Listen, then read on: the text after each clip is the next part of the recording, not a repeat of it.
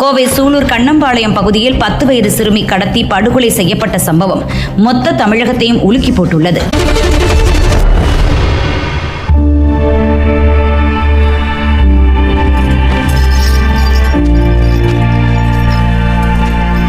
இந்த கொடூர சம்பவத்தில் மாணவியின் பக்கத்து வீட்டில் வசித்து வந்த கார்த்திக் வயது 33 என்பவனையும் உடந்தையாக இருந்த அவனது நண்பன் மோகன்ராஜையும் 24 மணி நேரத்தில் போலீசார் கைது செய்தனர். கண்ணு இல்லை, காது இல்லை, மூக்கு இல்லை, வாய் இல்லை, உடம்பு ஃபுல்லாக காயம், பார்க்கவே சைக்கிள். அதான் ஓப்பனாக சொல்கிற மாதிரி இருக்கனால நாய்க்கு உதறனே ஒரு குழந்தை எப்படி இருக்கு அந்த நிலைமையில தான் அந்த குழந்தை இருந்துச்சு.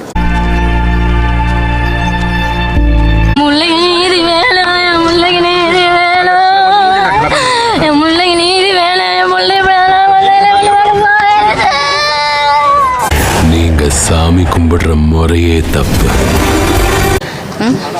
இதுக்கு ஒரு நீதியே கிடைக்காதுங்களா? நீதியே இல்லையே அதுக்கு. ஆட்டு மந்தைக்கு போயாகணும்.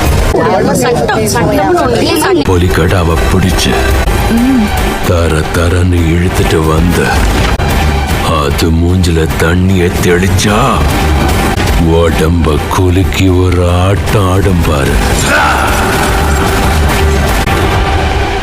மந்தைக்கு போட்டுமா?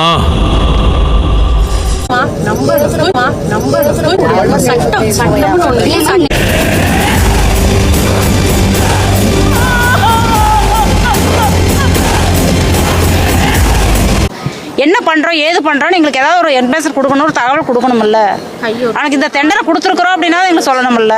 எதுவுமே நீங்கள் சொல்லினா நாங்கள் என்ன பண்ணுறது? அவங்க சொல்லுங்க. கோவை சிறுமி கொலை வழக்கில் கைதான கார்த்தி என்பவர் காவல் நிலையத்திலிருந்து தப்ப முயன்ற போது கால் எலும்பு முறிந்ததாக தகவல் தெரிவிக்கப்பட்டிருக்கிறது. காவல் நிலையத்தில் இருந்த கார்த்திக் அங்கிருந்து தப்பி ஓட முயன்றார். அங்கிருந்த சுவர் ஒன்றை தாண்டி குதிக்க முயன்ற பொழுது அவர் கீழே விழுந்ததில் அவருக்கு கால் முறிவு ஏற்பட்டிருக்கிறது. இதனை அடுத்து அவரை தற்போது அரசு மருத்துவமனைக்கு சிகிச்சைக்காக கொண்டு சென்றிருப்பதாக காவல்துறை தரப்பில் தெரிவிக்கப்பட்டிருக்கிறது. இதுக்கு தான் சார் உங்களை இந்த மாதிரி பார்க்க தான் சார் துடிச்சோம். அடிங்கயா சல்யூட்ட. இவனுங்களெல்லாம் விடலாங்களா? இவனையெல்லாம் விடலாங்களா?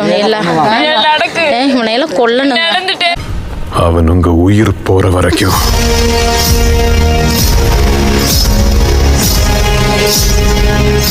நிறுத்தவே மாட்டான்.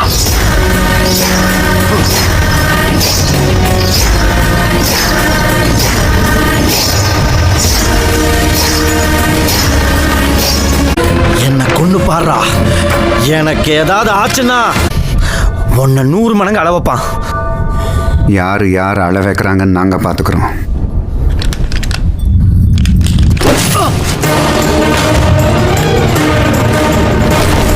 Inspector kernel